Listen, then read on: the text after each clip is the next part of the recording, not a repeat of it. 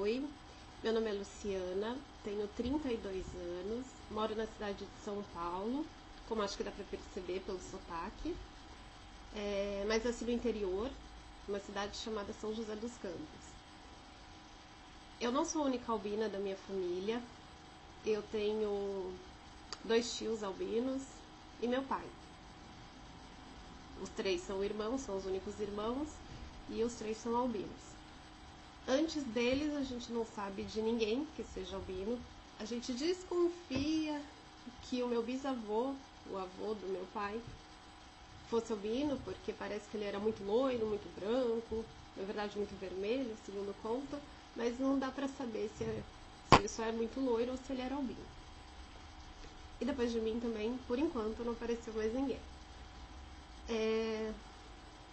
A pergunta que foi lançada aqui é: como é ser albino para você?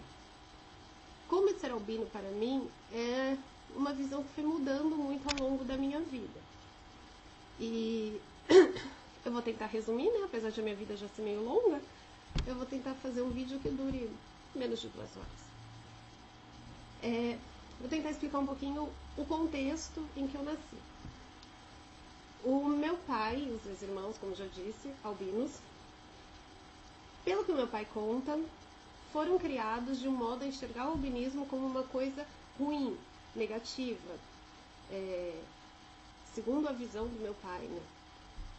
Os pais dele, meus avós, tratavam como se fosse uma coisa a ser escondida, se incomodavam pelo fato de a brancura dos filhos chamarem muita atenção, então tentavam esconder, fazer as crianças usarem roupas de manga comprida o tempo inteiro, mesmo no verão. Isso não para proteger do sol, mas para proteger dos olhares, para chamar menos atenção, para ser despercebido. E pelo que meu pai conta também, o avô dele, o próprio avô, aquele que desconfiamos que talvez fosse albino, ele mesmo tratava mal as crianças pelo fato de elas serem brancas. Ofendia, tocando nesse ponto da brancura, né? Bullying na própria família, né? Então, meu pai cresceu nesse contexto. Então, creio eu que tanto ele quanto os irmãos sempre tiveram um problema de aceitação da sua condição albina. Desse modo, eu nasci num contexto familiar em que o albinismo tinha que ser escondido. Então, meu pai nunca chegou e conversou comigo: olha, você é albina, você tem tais e tais problemas, principalmente no que concerne ao problema visual. Não. Sempre ficou tudo muito subentendido.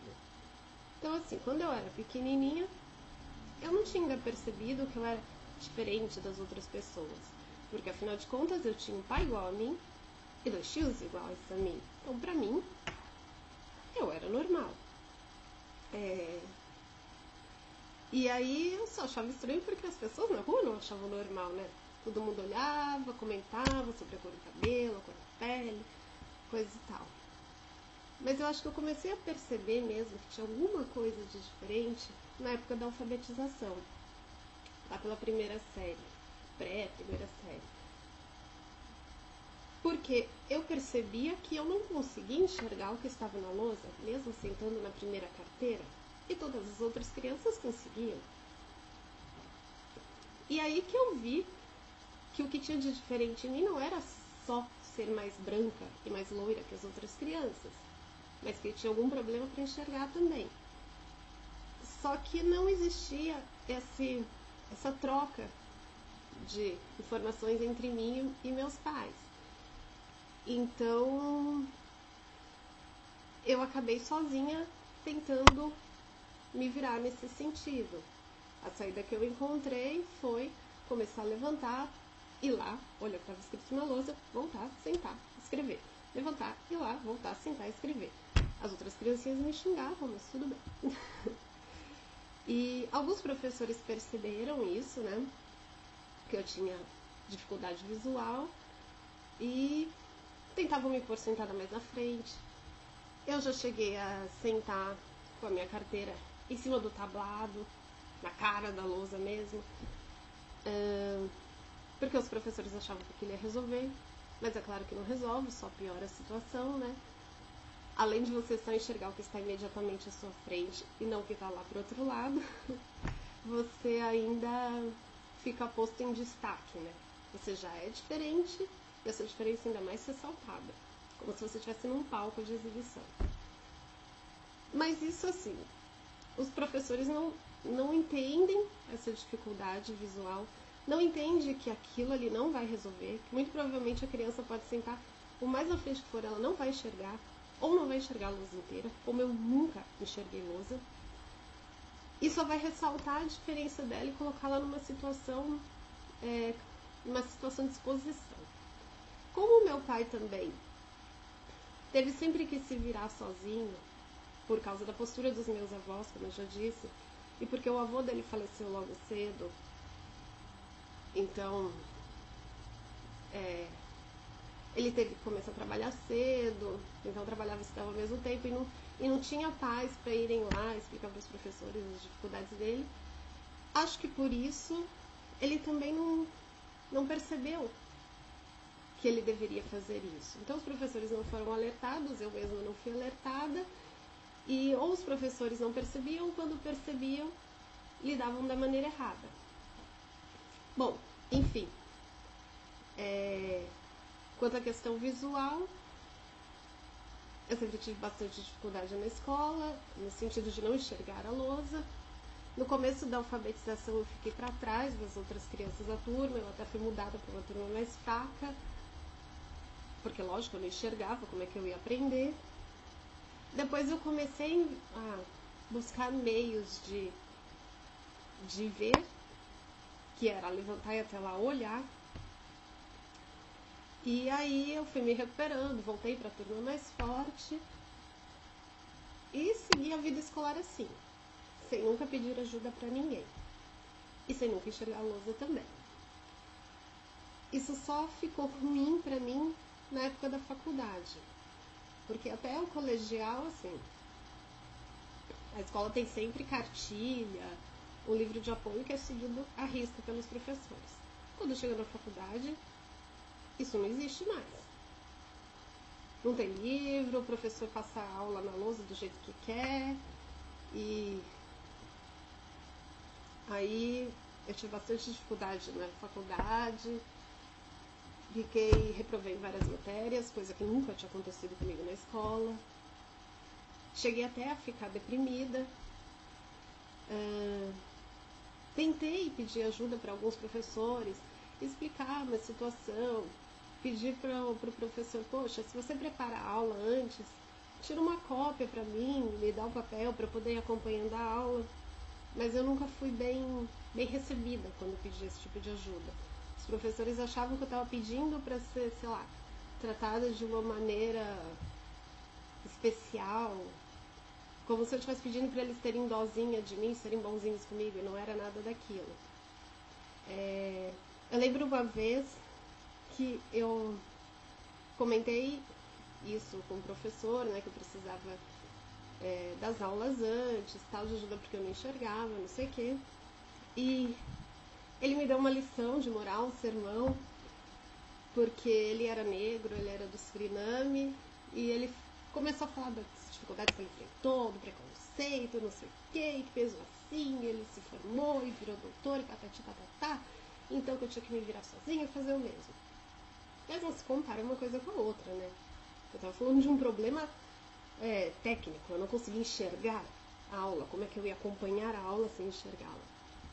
Mas enfim, teve uma outra vez que o professor entregou uma prova escrita, mas depois ele corrigiu na lousa o enunciado lá do exercício, eu não vi, acabei fazendo o exercício da forma errada e depois só fui explicar para ele, olha, eu não fiz o exercício com os dados que você passou porque eu não vi, porque eu não enxergo a lousa, coisa e tal.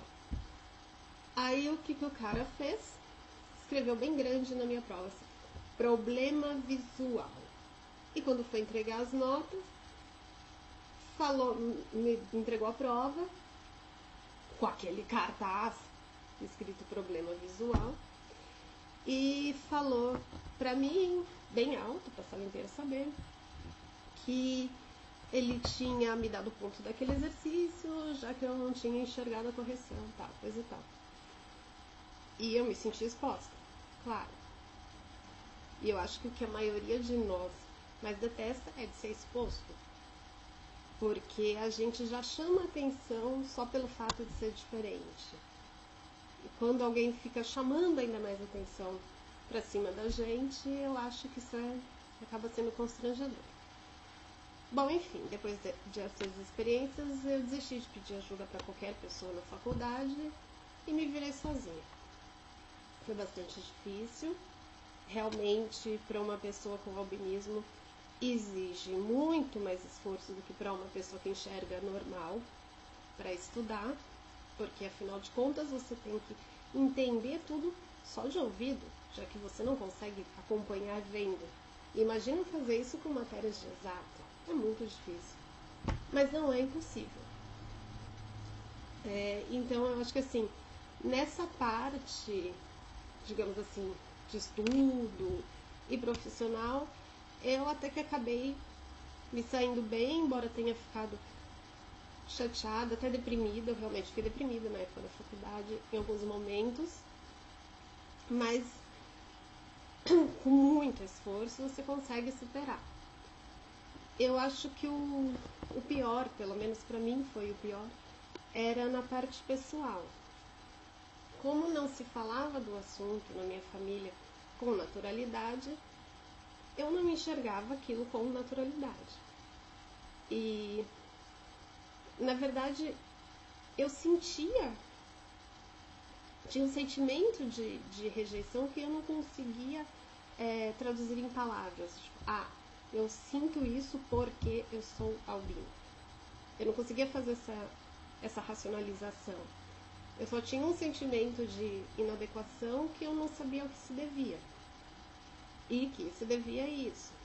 Então eu tinha bastante problema de autoestima, era tímida pra caramba, era praticamente assim. Isso foi piorando conforme eu fui caminhando para a adolescência. Quando eu era criança, eu era tímida mais com as crianças da mesma sala de aula que eu, e acho que menos por causa da questão de ser branca e mais pela questão da deficiência visual.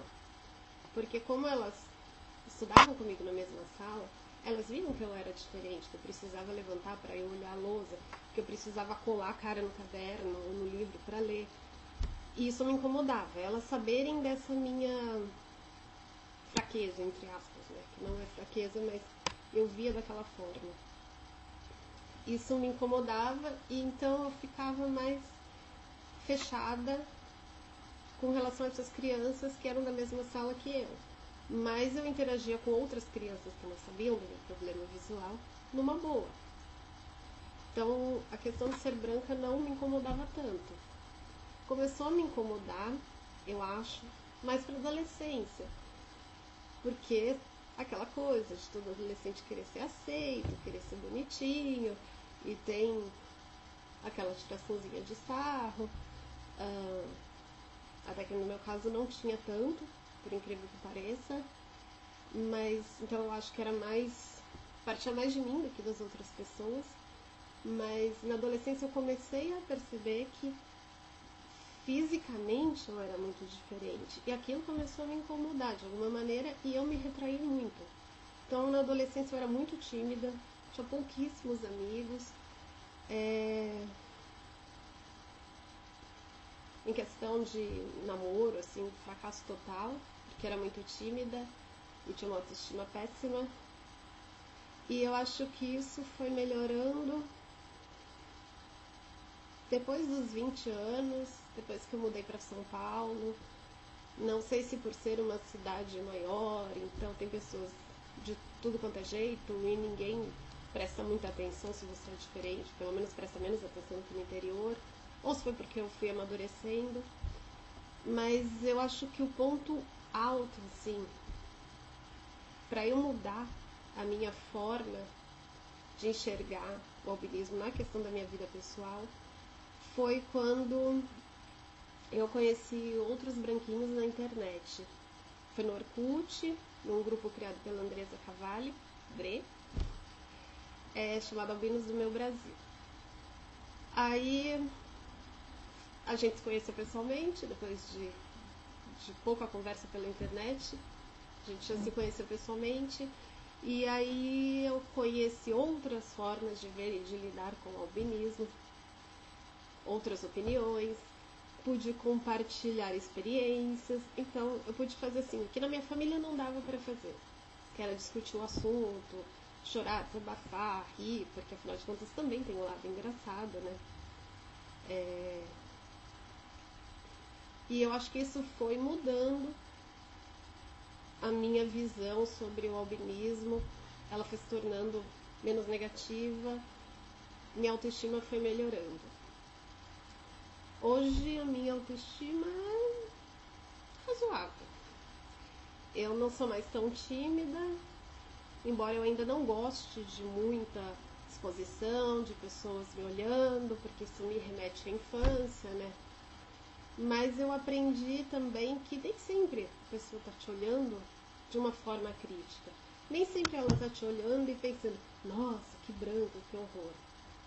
Ela pode estar te olhando por pura curiosidade, porque afinal de contas nós somos realmente raros. Pelo menos no Brasil, né? Não tem tanta gente tão loira e tão branca. Se fosse na Suécia, acho que a gente já passa despercebido. Então é natural chamar atenção. E chamar atenção não necessariamente é para um lado ruim. Então tem gente que tem apenas curiosidade e também tem gente que acha bonito. Na verdade tem de tudo. Mas eu só comecei a ver as coisas sob esse ponto de vista mais tarde. Por isso que eu acho, e é um conselho que eu dou para pais de crianças albinas, que quanto antes a pessoa com albinismo interagir com outras pessoas com albinismo, melhor para ela. Ela vai perceber que ela não é a única, ela vai perceber que ser albino não afeta em nada o que ela pode realizar na vida. Tudo bem, pode ter algumas limitações por causa da deficiência visual. Muitos não podem dirigir, como eu não posso.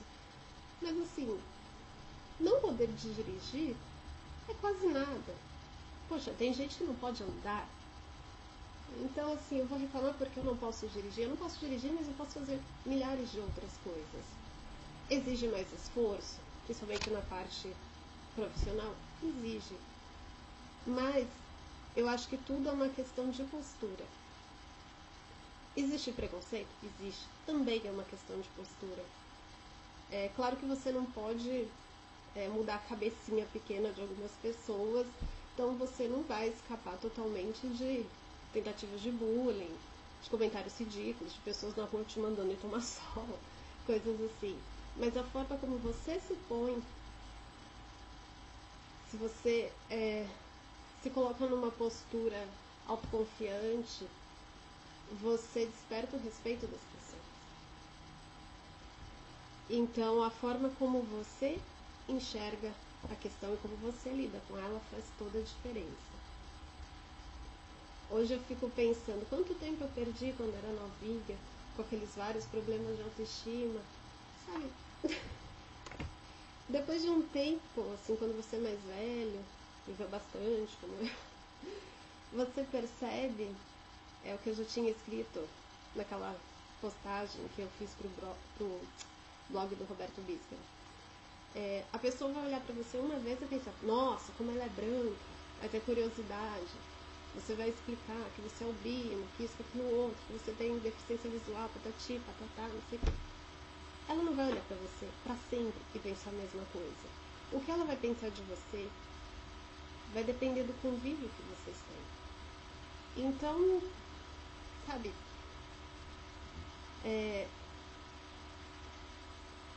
eu acho que a gente perde muito tempo sendo preconceituoso consigo mesmo. E por isso que eu acho que é importante o convívio com outras pessoas branquinhas para você ver que a coisa é mais leve do que parece. A outra coisa interessante também nesse convívio na comunidade é que você descobre informações muito importantes. Por exemplo, eu sabia que eu tinha a visão bem ruim, bem pior que a das pessoas em geral, mas eu não sabia que legalmente eu era considerada como deficiente visual, por ter visão subnormal. Visão abaixo de 30% é considerado legalmente como deficiente visual. Então você tem algumas vantagens, se é que se pode chamar assim. Então, por exemplo, você pode prestar concurso público como deficiente. Em alguns estados, em São Paulo, na verdade São Paulo acho que é na cidade, não é no estado, você consegue um bilhete especial. Então, assim, são coisas que você só descobre quando você interage com outras pessoas. Na comunidade que eu descobri isso. Por mais que tivesse algum nível sociocultural até que bom, sei lá, classe média, meu pai com boa formação, coisa e tal, a gente não conhecia isso. E a gente conheceu na troca de experiência com outras pessoas. Outra coisa importante, tanto concurso público quanto vestibular, você pode, se você tem deficiência visual, solicitar prova ampliada. Não sabia disso. A primeira vez que eu fiz o vestibular, eu não passei. Por quê? Fui lá e ia fazer a FUVEST, achando que era que nem a prova do colegial. Sei lá o que eu tinha na cabeça, mas eu achava que era que nem a prova do colegial, letrinha tamanho 12. Chegou lá, me deram uma folha de jornal com letras desse tamanhinho. Não enxerguei nada. Chutei tudo. Obviamente não passei. Depois disso, eu não sei como, acho que foi lendo o próprio edital lá do vestibular que eu descobri que eu podia ter pedido prova ampliada. E aí, da segunda vez, eu fui lá e pedi a prova ampliada e correu tudo bem. Mas, enfim, é importante a interação com outras pessoas branquinhas para trocar tanto experiências que vão melhorar a sua questão de autoestima, de aceitação, como encontrar caminhos práticos. Conhecer que você pode pedir uma prova ampliada no vestibular, conhecer que você tem alguns direitos enquanto deficiente visual, conhecer também que existem instrumentos que podem auxiliar na sua visão. E isso tudo eu descobri um pouco tarde, depois dos 20 e lá vai pedrada, mas para os branquinhos mais novinhos ou para os pais de branquinhos que estão na comunidade, a informação já está aí ao alcance. E isso ajuda muito a criança a se desenvolver de forma mais, como eu posso dizer, mais tranquila, com menos problemas, e ela vai enxergar o albinismo de forma mais leve, realmente. Bom, é isso. O recado que eu queria dar é que, como eu já disse, eu acho que é tudo uma questão de postura. Você precisa se entender e entender que existem fatores limitantes, mas não impeditivos, e que você pode ter uma vida saudável, uma profissão legal e se desenvolver no campo profissional quanto pessoal da mesma forma que qualquer outra pessoa, independentemente de ser albino, embora exija mais empenho, mas que depende só de você. E que ninguém pode te dizer que você é limitado por causa disso. E muito menos você pode dizer isso. Tudo bem, muita gente pode virar e falar, mas você é uma mocinha de classe média, não foi tão difícil, você tinha mais acesso. Sim, concordo que também depende da situação que você está inserido. Mas eu tenho o exemplo do meu pai, dos dois irmãos dele, que eram de origem muito pobre, cujo pai faleceu quando eles eram pequenos, como eu já disse, e mesmo assim, com problema visual, com problema de dinheiro, tendo que trabalhar o dia inteiro, estudar à noite, fazer tudo isso caminhando, porque não tinha dinheiro nem para pegar a condução, eles conseguiram realmente vencer na vida, todos fizeram boas faculdades, meu pai fez mestrado, doutorado também, física, dá aula. Então, assim, eles conseguiram se desenvolver profissionalmente e intelectualmente. Então, não é impeditivo. E a gente conhece também, né, muitos de nós, o exemplo do Anderson, aquele branquinho amigo nosso da Bahia, que já faleceu. E, poxa, ajudou a criar uma associação, que muitos devem conhecer, a Palba, que ajuda várias pessoas com albinismo. E ele veio de uma condição bastante humilde de vida. Mas tudo depende de esforço, empenho e de buscar conhecimento. Bom, é isso.